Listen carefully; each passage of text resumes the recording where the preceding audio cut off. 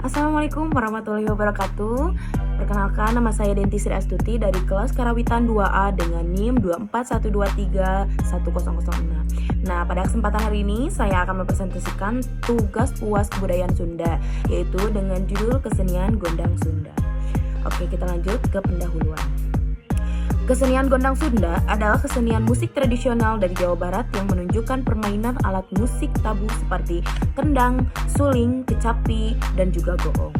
Nah, kesenian ini bisa ditampilkan dalam acara adat, pertunjukan seni, dan juga upacara tradisional masyarakat Sunda. Selain sebagai hiburan, Gondang Sunda memiliki nilai kebudayaan dan spiritual yang sangat penting, serta berperan dalam memperkuat identitas dan warisan budaya lokal. Pelestariannya juga menjadi tanggung jawab bersama agar tidak hilang di tengah arus modernisasi. Kita lanjut ke dalam unsur kebudayaan atau seni. Gondang merupakan kesenian tradisional musik perkusi yang berkembang di daerah Jawa Barat, yaitu Kota Garut, yang dimainkan menggunakan berbagai alat tabuh seperti kendang, suling, goong, kecapi, dan instrumen gamelan lainnya. Serta biasanya digunakan dalam pertunjukan seni atau upacara adat Sunda. Oke, kita lanjut kepada sifat unsur. Di sini ada aktivitas. Yang pertama, ritual penumbukan padi atau nutu, yang dimana penumbukan padi dengan alu dan lesung, yang sering dilakukan secara bersama-sama dan disertai dengan nyanyian dan kawihan. Yang kedua, upacara tradisional yang dimana digunakan sebagai upacara seperti upacara kematian, upacara panen, dan upacara hitanan atau sunatan. Kita lanjut, yang ketiga ada hiburan. Di sini digunakan sebagai bentuk hiburan, terutama dalam acara-acara tertentu seperti hitanan. Yang keempat, ada tanda dan simbol berfungsi sebagai tanda atau simbol seperti ketika ada yang meninggal dunia atau gerhana. Yang selanjutnya ada artefak. Yang pertama, alu dan lesung adalah alat utama yang digunakan dalam penumpukan padi. Nah, itu merupakan simbol penting dalam gondang. Keduanya ada alat seperti gendang, kendang, dan alat musik tradisional lainnya sebagai yang digunakan dalam pertunjukan gondang. Yang terakhir ada busana tradisional yang digunakan dalam pertunjukan gondang yang biasanya sederhana dan mencerminkan gaya pakaian masyarakat Sunda. Oke, kita lanjut ke dalam objektif, yaitu ada sejarah dan asal-usulnya kesenian gondang Sunda. Pada zaman dahulu, di kampung-kampung Sunda, bunyi alu memukul lesung saat menumbuk padi bukan cuma pekerjaan saja, tapi menghasilkan sebuah irama. Irama ini sangat dipercaya punya kekuatan magis untuk bikin panen bagus dan menjaga desa dari hal buruk. Nah, lama-kelamaan pukulan alu menjadi lebih teratur dan jadi hiburan sekaligus bagian penting dari acara-acara di kampung seperti syukuran panen atau perayaan lainnya. Jadi, gondang itu asalnya dari kebiasaan menumbuk padi yang kemudian berkembang jadi kesenian yang menyatukan masyarakat dalam berbagai kegiatan sampai sekarang. Nah, di beberapa tempat, contohnya di kampung Panyesogan, gondang ini masih sering dimainkan saat ada acara di kampung seperti ada acara nikahan atau 17 Agustusan, begitupun acara pesta rakyat. Oke, kita lanjut, ada subjektif. Nah, dalam subjektif ini ada etik dan emiknya.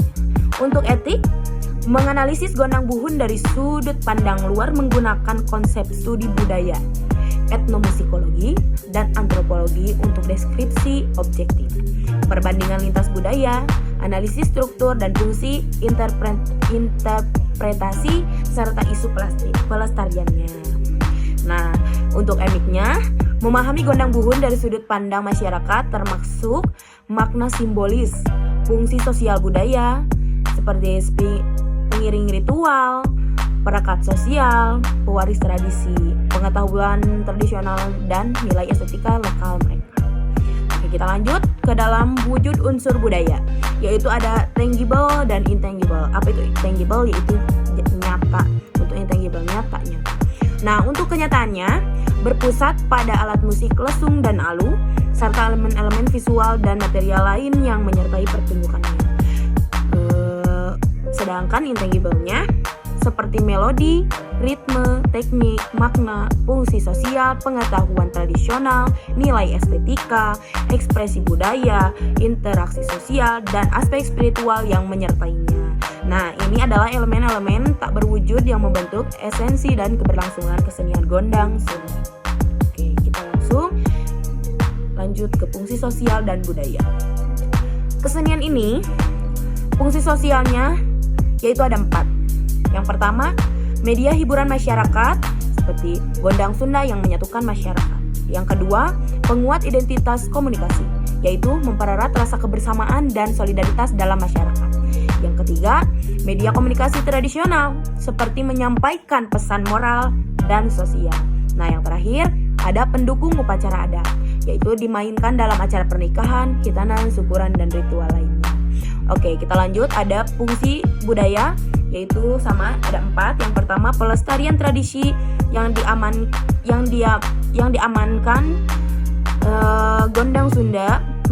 dimainkan Gondang Sunda menjadi sarana pelestarian warisan budaya musik tradisional daerah Sunda. Yang kedua, ekspresi nilai-nilai budaya yang melalui irama dan penampilannya. Gondang mencerminkan filosofi dan nilai hidup masyarakat Sunda. Yang ketiga, pendidikan budaya lokal yang mengajarkan generasi muda tentang seni musik tradisional dan sejarah budaya mereka. Yang terakhir, peningkatan kreativitas. Nah, di sini yang memberikan uang bagi seniman untuk berinovasi dalam bentuk alat musik dan aransemen. Maaf, yang tadi adalah memberikan ruang ya, bukan uang. Oke, kita lanjut ke perkembangan dan pelestariannya. Pada era kini, Gondang Sunda tidak hanya dilestarikan melalui praktik tradisional saja, tetapi juga berkembang dengan beradaptasi pada konteks zaman dan memanfaatkannya berbagai platform modern. Didukung oleh upaya berbagai pihak, begitupun perkembangannya melalui adanya adaptasi fungsi, adanya kolaborasi, media digital, dan juga inovasi bentuk. Sedangkan untuk pelestariannya yaitu banyaknya sendiri, sanggar, dan komunikasi, festival dan pertunjukan, kurikulum pendidikan, peran pemerintah dan organisasi yang menjadi utama, dan yang terakhir adanya kesadaran terhadap masyarakat Sunda. Tantangan dan solusinya, pelestarian Gondang Buhun membutuhkan pendidikan, organisasi, dokumentasi, inovasi yang bertanggung jawab, serta dukungan dari berbagai pihak agar tetap lestari di tengah arus modernisasi. Oke, mungkin presentasi tentang Gondang Sunda yang ada di Garut, yaitu di Kampung Panyosogan, yang segitu. Mohon maaf bila banyak kesalahan. Kita lanjut ke mitos Situ Bagendit. Kenapa saya milih mitos ini? Karena menurut saya mitos ini sangat bermanfaat bagi kita semua. Kita lanjut ke sifat unsur budaya. Karena mitos Situ Bagendit mencerminkan nilai-nilai moral seperti pentingnya berbagi, tidak tamak, dan menghormati orang lain. Cerita ini mengajarkan bahwa sifat kikir atau pelit ya akan membawa kita ke dalam musibah, sedangkan sikap dermawan dan murah hati mendatangkan kebaikan. Kita lanjut ke objektif. Lokasi geografisnya, Situ Bagendit merupakan danau yang terletak di Kabupaten Garut, Jawa Barat. Tokohnya yaitu ada Nyai Endit. Tokoh ini adalah wanita yang sangat kaya raya yang digambarkan sebagai sosok wanita yang kikir, tamak, dan tidak peduli terhadap orang lain. Asal-usul danau ini yaitu menjelaskan bahwa danau ini terbentuk karena banjir yang disebabkan oleh tongkat yang ditancapkan oleh seorang nenek pengemis sebagai bentuk hukuman terhadap Nyai Endit karena sifatnya yang kikir. Dipercayai oleh masyarakat sebagai cerita yang sangat jelek akan sifatnya pada masa lampau. Lanjut, ada subjektif, yaitu ada etik dan emiknya. Untuk etiknya, Situ Bagendit ini dipandang oleh orang lokal yaitu tentang pentingnya berbagi dan menolong sesama.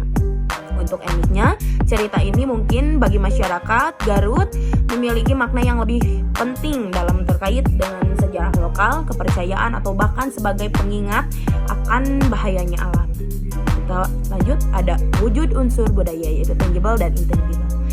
Untuk tangible-nya, untuk kenyataannya adalah wujudnya sangat terlihat pada Situ Bagendit itu sendiri sebagai lokasi fisik dan penggambaran harta kekayaan Nyai Endit.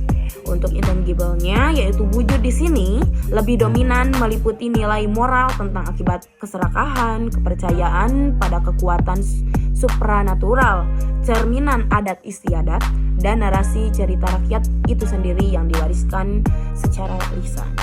Untuk dukungan audio visualnya nanti bisa dilihat di PPT ya.